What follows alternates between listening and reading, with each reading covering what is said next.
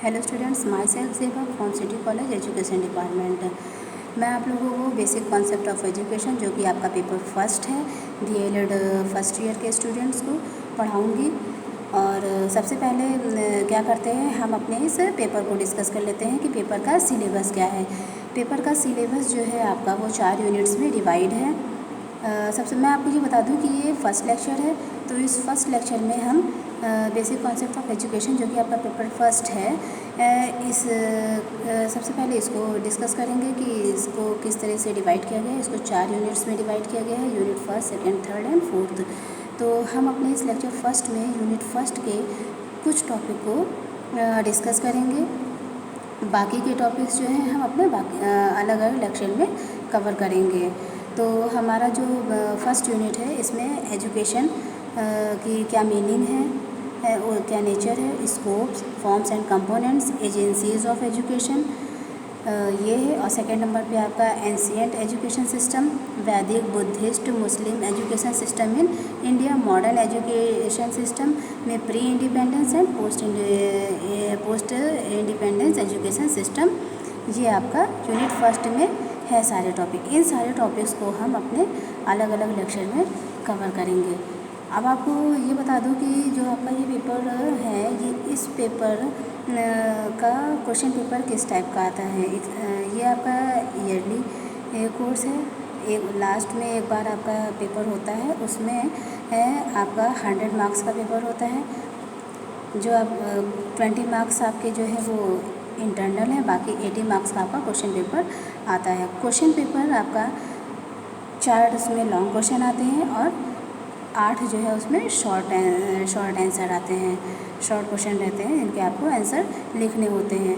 तो जो हमने यूनिट्स में ये जो टॉपिक्स दिए हुए हैं, इन्हीं टॉपिक को लेकर के कुछ क्वेश्चंस बनाए हैं और वो क्वेश्चन ज़्यादातर एग्ज़ाम में आ जाता है। जैसे आपका यूनिट फर्स्ट या कोई भी यूनिट है, हर यूनिट में जो पहला कॉन्सेप्ट है, मीनिंग, नेचर, स्कोप या फॉर्म्स, ये सारी चीज़ें लॉन्ग टाइप क्वेश्चन में ज़रूर आती हैं। तो पहला क्वेश्चन आपका इस तरह से भी बन सकता है कि शिक्षा का क्या अर्थ है, उसकी प्रकृति और उसके क्षेत्र को बताते हुए उसके प्रकारों को स्पष्ट कीजिए। ठीक है। कभी कभी शॉर्ट आंसर में आपका एजुकेशन के नेचर को पूछ लेते हैं, या क्या कहते हैं उसके फॉर्म्स कौन कौन से हैं, ये पूछ लिया जाता है।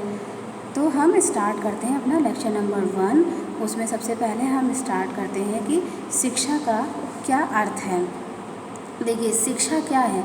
शिक्षा एक जीवन पर्यंत चलने वाली प्रक्रिया है जो बालक के जन्म से लेकर के मृत्यु तक निरंतर चलती रहती है। शिक्षा के द्वारा मनुष्य का सर्वांगीण विकास होता है, क्योंकि बच्चा जब जन्म लेता है तो जन्म लेने से लेकर के मृत्यु तक वो कुछ ना कुछ सीखता ही रहता है। जब इंसान सीखता है तो धीरे धीरे उसके अंदर जो कमियां होती हैं, उन कमियों को वो दूर करके आगे की तरफ बढ़ता है। तो इस तरीके से शिक्षा के द्वारा आत्मनिर्भरता भी आती है। शिक्षा के द्वारा व्यक्ति शिक्षित होकर के अपना और अपने देश का विकास भी करता है। हमारे देश में समय समय पर टाइम टू टाइम जो है लोगों को शिक्षित करने के लिए विभिन्न प्रकार की योजनाओं का भी आयोजन किया गया है। बहुत सी शिक्षा प्रणालियाँ बनी हैं, नई नई बनाई गई हैं। जैसे बहुत से अभियान चलाए जाते हैं, जैसे एक है आपका सर्व शिक्षा अभियान। तो सर्व शिक्षा अभियान, जैसा कि इसके नाम से ही पता चल रहा है कि सभी को शिक्षा दी जाए, चाहे वो जिस भी क्राइटेरिया का क्यों ना हो, निःशुल्क शिक्षा दी जा रही है। तो इस मेन उद्देश्य यही है कि हर व्यक्ति, हर लोग शिक्षित हों। ठीक है। शिक्षा के द्वारा क्या है, व्यक्ति जो है अपने स्वयं को पहचानता है, उसके अंदर कौन सी क्षमता है, कौन सी शक्तियाँ हैं, अपनी क्षमताओं को विकसित करता है। ठीक है। एक प्रसिद्ध दार्शनिक प्लेटो हैं, उनका कथन है, उन्होंने क्या कहा है कि अज्ञान समस्त विपत्तियों का मूल कारण है। अज्ञानता जो है वो समस्त विपत्तियों का मूल कारण है। अगर आप अज्ञानी हैं तो कोई भी विपत्ति आपके सामने आ रही है तो वो आपकी अज्ञानता ही है और अपनी अज्ञानता के कारण उस समस्या का आप समाधान नहीं कर पाएंगे। तो अज्ञानी रहने की अपेक्षा जन्म ना लेना ही अच्छा है। एक शिक्षित व्यक्ति जो होता है वो किसी भी तरह से अपनी समस्याओं का समाधान कर लेता है। ठीक, अब हम आ जाते हैं शिक्षा का जो वास्तविक अर्थ है उसके शाब्दिक अर्थ पे आ जाते हैं। ये तो था शिक्षा की अवधारणा कि मतलब शिक्षा को अगर आपको किसी को बताना हो तो आप किस तरह से बता सकते हो। शिक्षा का वास्तविक अर्थ क्या है? देखिए, प्राचीन समय में शिक्षा जो है वो उसमें शिक्षक से जोड़ी जाती थी। शिक्षक को विद्या कहा जाता था। अब विद्या शब्द का ओरिजिन कहाँ से हुआ था? विद्या शब्द की उत्पत्ति जो है विद धातु में आ प्रत्यय लगाने से हुई थी। कहाँ से हुई थी? विद धातु में आ प्रत्यय लगाने से हुई थी, जिसका अर्थ क्या होता है? जानना। प्राचीन समय में ज्ञान को मानव जीवन के विकास के लिए अत्यधिक महत्वपूर्ण माना गया है। अब इसके बाद देखिए सेकंड नंबर पे आप इस तरह से भी इसको समझ सकते हैं कि शिक्षा शब्द जो है वो संस्कृत के शिक्ष धातु में आ प्रत्यय लगाने से हुई है, जिसका अर्थ है सीखना और सिखाना। मतलब संस्कृत के शिक्ष धातु से लिया गया है, जिसका अर्थ क्या हो गया? सीखना और सिखाना। अब इसको हम आ जाते हैं कि शिक्षा को अंग्रेजी में क्या कहते हैं? आंग्ल भाषा में उसकी कहाँ से? आंग्ल भाषा में उसको एजुकेशन कहा जाता है। ठीक है, एजुकेशन की उत्पत्ति जो है वो लैटिन भाषा के 3 शब्दों से मिलकर के हुई है। वो 3 शब्द आपके कौन से हैं? एडुकेटम, एडुसियर और एडुकेयर। ठीक है, तो इनका भी अलग अलग अर्थ निकलता है। एडुकेटम का अर्थ हो जाता है टू ट्रेन या एक्ट ऑफ टीचिंग या ट्रेनिंग, मतलब शिक्षित करना, एडुकेटम। एडुसियर टू लीड आउट यानी कि विकसित करना अथवा निकालना। और एडुकेयर का अर्थ हो गया to educate, to bring up, to raise, आगे बढ़ना, बाहर निकालना अथवा विकसित करना। तो ये तीनों की अलग अलग मीनिंग हो गई कि शिक्षित करना, विकसित करना या आगे बढ़ना। ये सारी चीज़ें जो है आपका एजुकेशन के अंतर्गत आ जाता है। मतलब एजुकेशन जो है आपका वो 3 शब्दों से मिलके बना है, एडुकेटम, एडुसियर और एडुकेयर। ठीक है, अब हम आ जाते हैं शिक्षा का संकुचित अर्थ। शिक्षा का संकुचित अर्थ से क्या अभिप्राय है? शिक्षा के संकुचित अर्थ से अभिप्राय उस शिक्षा से है जो एक निश्चित स्थान अथवा विद्यालय, कॉलेज में एक निश्चित समय योजना के तहत दी जाती है। वो आपका शिक्षा का संकुचित अर्थ हो जाता है। ठीक है, मतलब उसके लिए एक निश्चित समय, एक निश्चित आयु, एक निश्चित सीमा, एक निश्चित पाठ्यक्रम, ये एक निश्चित स्थान, ये सब कुछ डिसाइड कर लिया जाता है। तब जिस तरह की शिक्षा दी जाती है तो वो संकुचित शिक्षा हो जाती है। संकुचित अर्थ शिक्षा का इस तरह से समझा जा सकता है। फिर शिक्षा का व्यापक अर्थ। शिक्षा का व्यापक अर्थ के अनुसार क्या है? जो जीवन पर्यंत शिक्षा चलती है वो आपकी शिक्षा की व्यापक शिक्षा कहलाती है। यह प्रक्रिया उसी समय प्रारंभ हो जाती है जब एक बालक जन्म लेता है। मतलब कि व्यापक दृष्टि में शिक्षा का अर्थ बालक के उन सभी अनुभवों से है जिसका प्रभाव उसके जन्म से लेकर मृत्यु तक पड़ता है, अर्थात यह एक अनियंत्रित वातावरण है। शिक्षा का जो व्यापक रूप है उसका बहुत विस्तृत रूप है। फिर उसके बाद शिक्षा की परिभाषा पर हम आ जाते हैं। शिक्षा की परिभाषा, अभी तक हमने शिक्षा के अर्थ को समझा। अब शिक्षा के अर्थ को समझने के बाद हम शिक्षा की परिभाषा पर आ जाते हैं। लेकिन शिक्षा की परिभाषा पे आने से पहले आप ये जान लीजिए कि शिक्षा के बहुत से विद्वानों ने शिक्षा की परिभाषा दी है। वो भारतीय भी थे और पाश्चात्य भी थे। तो कभी कभी एग्ज़ाम में आपको कुछ पाश्चात्य यानी कि फॉरेनर राइटर्स की भी डेफिनेशन लिखनी पड़ जाती है और कभी कभी इंडियन राइटर्स की भी। तो इस वजह से आपकी स्क्रीन पे देखिए दोनों मिक्सअप डेफिनेशन दी हुई है। अब जैसे ब्राउन के अनुसार शिक्षा की क्या परिभाषा है? ब्राउन ने क्या कहा है? शिक्षा वह प्रक्रिया है जिसके द्वारा व्यक्ति के व्यवहार में परिवर्तन किया जाता है। शिक्षा के द्वारा क्या होता है? व्यक्ति का जो व्यवहार है वो परिवर्तित हो जाता है। अगर व्यक्ति शिक्षित है तो वो उसी तरीके से व्यवहार करेगा। ये किसने कहा? ये ब्राउन के अनुसार है। फिर उसके बाद महात्मा गांधी के अनुसार उन्होंने शिक्षा को किस तरीके से डिफ़ाइन किया है कि शिक्षा से मेरा तात्पर्य बालक और मनुष्य के शरीर, मन तथा आत्मा के सर्वांगीण एवं सर्वोत्कृष्ट विकास से है। मतलब एक बालक का संपूर्ण विकास जब होता है तो वो किसके द्वारा होता है? वो शिक्षा के द्वारा ही होता है। स्वामी विवेकानंद के अनुसार देखिए, स्वामी विवेकानंद की परिभाषा बहुत इम्पोर्टेंट है। उन्होंने क्या कहा है? मनुष्य की अंतर्निहित पूर्णता को अभिव्यक्त करना ही शिक्षा है। मनुष्य के अंतर्निहित जितनी भी पूर्णता है उसको जब वो अभिव्यक्त करता है वो वही शिक्षा है। मतलब आपके अंदर जितनी नॉलेज है आप उसी के अकॉर्डिंग तो बोलेंगे, उसी के अकॉर्डिंग तो अभिव्यक्ति करेंगे, तभी समझ में आ जाएगा कि आप कितने एजुकेटेड हो। तो मनुष्य के अंतर्निहित पूर्णता को अभिव्यक्त करना ही शिक्षा है। फिर उसके बाद देखिए जॉन डिव्यू के अनुसार उन्होंने क्या कहा है? शिक्षा व्यक्ति की उन सभी भीतरी शक्तियों का विकास है जिससे वह अपने वातावरण पर नियंत्रण रखकर अपने उत्तरदायित्व का निर्वाह कर सके। मतलब उसके अंदर अगर कोई व्यक्ति शिक्षित है तो उसके अंदर पेशेंस आ जाता है, ठीक है ना। वो अपनी भीतर की शक्तियों का विकास करता है और जैसा भी इन्वायरमेंट होता है, जैसा भी वातावरण होता है, अपने आप को उसमें एडजस्ट कर लेता है और उसी एडजस्टमेंट के साथ वो अपने आप को आगे बढ़ाता है, अपना जीवन का निर्वाह करता है, अपना व्यवहारिक कार्य करता है, ठीक है। अब उसके बाद हार्बर्ट स्पेंसर के अनुसार देखिए इन्होंने क्या कहा है? शिक्षा का अर्थ अंतः शक्तियों का बाह्य जीवन से समन्वय स्थापित करना है।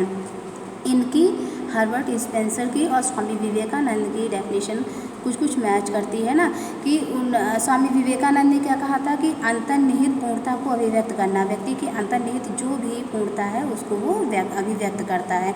तो इसी तरीके से स्पेंसर ने भी कहा था कि जो अंतः शक्तियों का बाह्य जीवन से जो भी उसके अंदर है, जो भी उसकी अंतः शक्तियाँ हैं, जितने भी उसका एजुकेशन है उसका बाह्य शक्तियों से समन्वय स्थापित कर लेता है, वही शिक्षा है। अब देखिए पेस्थोलॉजी के अनुसार क्या है? शिक्षा मानव की संपूर्ण शक्तियों का प्राकृतिक, प्रगतिशील और सामंजस्यपूर्ण विकास है, ठीक।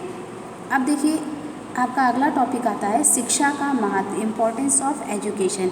ये आपका शॉर्ट क्वेश्चन ज़रूर बनता है, एग्ज़ाम में ज़रूर पूछ लिया जाता है शॉर्ट में कि एजुकेशन का क्या इम्पोर्टेंस है।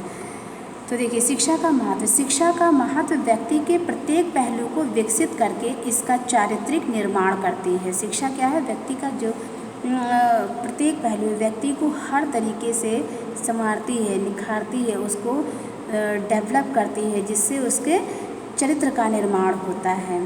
तो इस तरह से शिक्षा का बहुत अधिक महत्व है। फिर देखिए शिक्षा जो है राष्ट्रीय जीवन में व्यक्ति के अंदर राष्ट्रीय एकता भावना, एकता, सामाजिक कुशलता तथा राष्ट्रीय अनुशासन आदि भावना को विकसित करके उसे इस योग्य बना देती है कि वह सामाजिक कर्तव्य को पूरा करते हुए राष्ट्रीय हित को प्राथमिकता देने के लिए ओतप्रोत हो जाता है।